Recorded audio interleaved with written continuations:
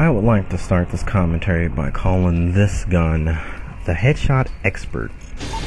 What I mean by that necessarily is that this is the only sniper that I could say, hands down, it was the easiest to get killed. I will say that.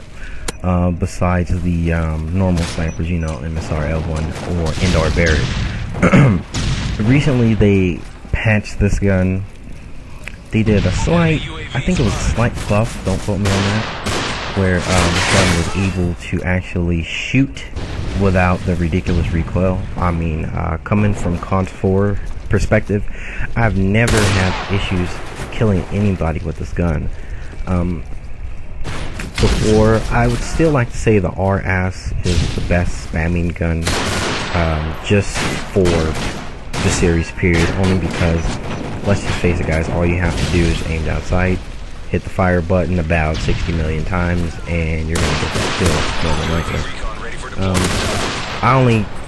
I only dislike people who use the gun in search, only because it's very noob way to play search. Although I understand that search and destroy is, you know, primarily a camping game type, and you can't plant the bomb, etc., etc. But now that I'm playing GB, you kind of understand the rules behind Search and Destroy. Search and Destroy is not a camping-based type game mode. A lot of people like to think that, and you know, go for the fancy kill cams and whatnot. But Search and Destroy is a very, very easy game type to play now, because a lot of people aren't playing the motherfucking objective. That is a very, very crucial thing that I'm starting to find out now. You have everybody camping in their spawn.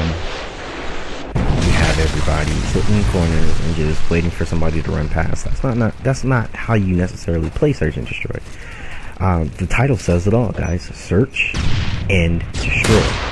Search for the enemy, destroy the objective. That is your main goal in that game type. So this is how I play now. I play a little bit more aggressively.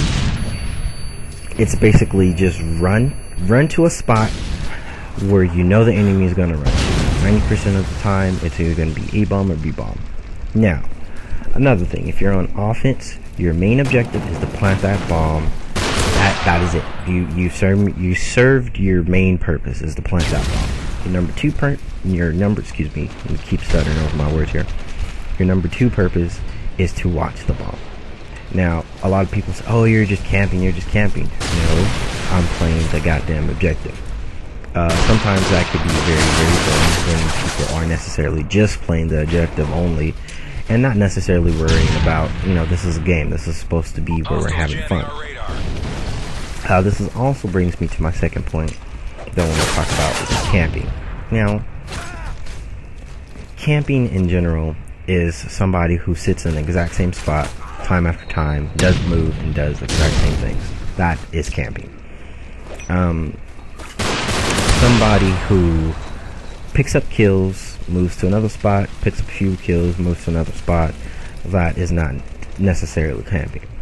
What you are doing is you're allowing the enemy to have a awareness or have a sense where you are, and then you're changing your area or you're changing your tactic, and then you're killing the enemy as they're trying to kill you or disrupt whatever you're trying to do.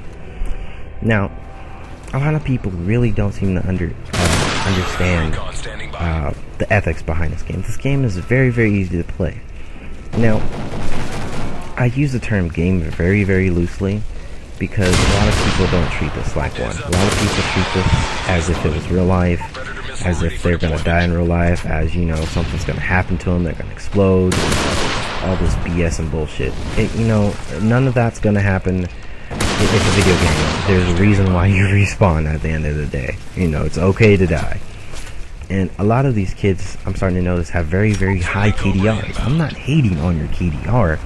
I'm hating on how you maintain, or how what procedures or what method you took to get your KDR. Necessarily people with, I have a friend, same as Roger, shout out to him, by all means, he is a good player, but it's the fact that you have to sit in one spot not just one spot, but you have to lay down and just play, I would say, a very bitch-made way.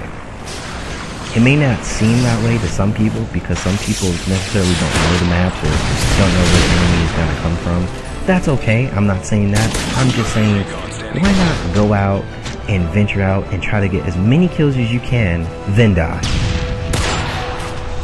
But some people, I guess, just like the simple fact of never dying. You know, you'd rather not. And he got to about the point. He was just like, well, sometimes I just don't feel that I should have died by that noob. I feel less of a player, you know.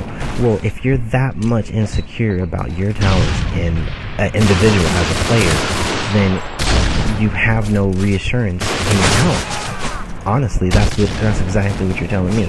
You're doubting your skills.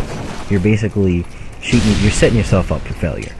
I know where I stand as far as COD and COD as a player. I could say this very safely. I am about, I don't want to say better, because that may sound very, very egotistic and very arrogant, but I know that I am hands down better than about half of the people in the COD community currently right now.